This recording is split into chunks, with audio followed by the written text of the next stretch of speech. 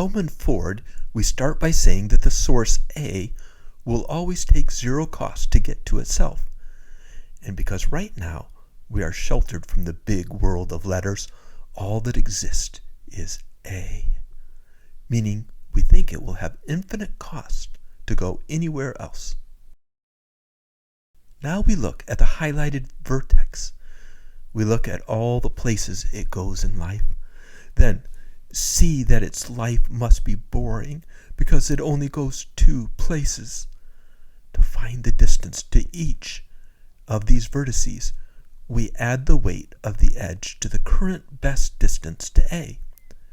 Any vertex not pointed to by a red arrow or line in the graph will have the same number in the chart as the row above it.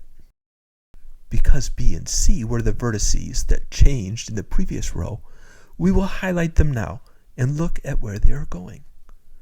For each of these new edges, we calculate the costs it would take going along this path and compare it to what we had before. In most code, we actually look at all vertices every time because it's easier to not have to deal with highlights. I just like looking at it this way.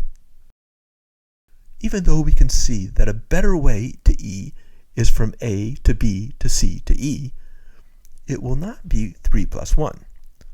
This is because that would take us 3 edges. We are always looking at the row above to see what the shortest path to the vertex before that edge is. So right now, we think that the fastest will be length 6, where we just go through C. We continue this pattern where we find the just changed vertices and look if anywhere they go would be shorter if they were involved. This has a big O V times E runtime. This is slower than Dijkstra's, but is able to handle negative weights.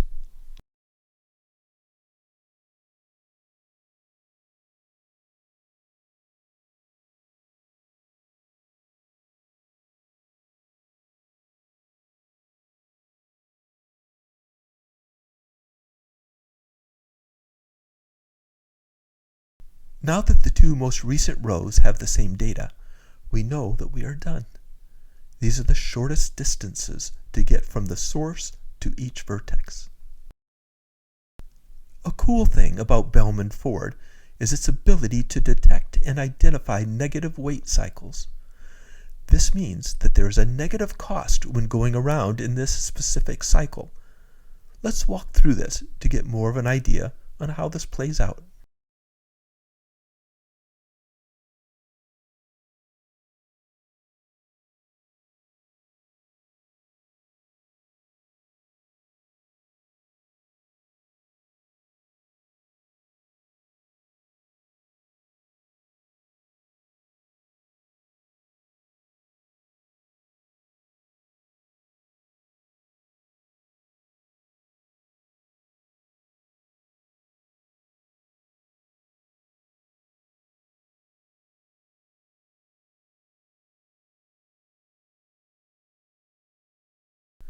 This algorithm should always finish by the n-1 row.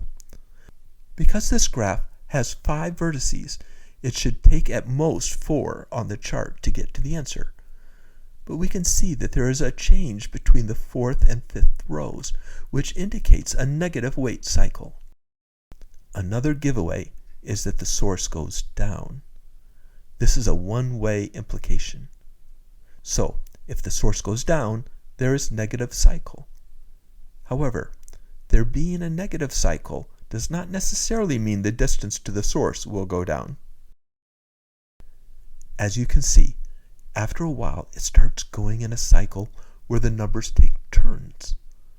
All we need to do is keep track of which vertices found that one making it change. Then start somewhere in the cycle and track it back until we run into a vertex we have already found forming a loop.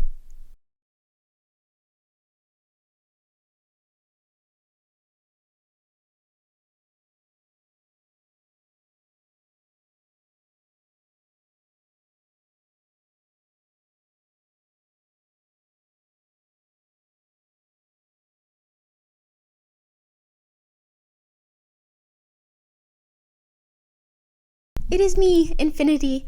I can see that all of these numbers will eventually get to negative infinity, which is also me.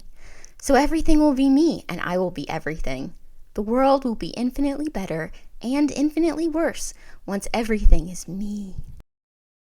You don't make sense. I don't know how my sister deals with you.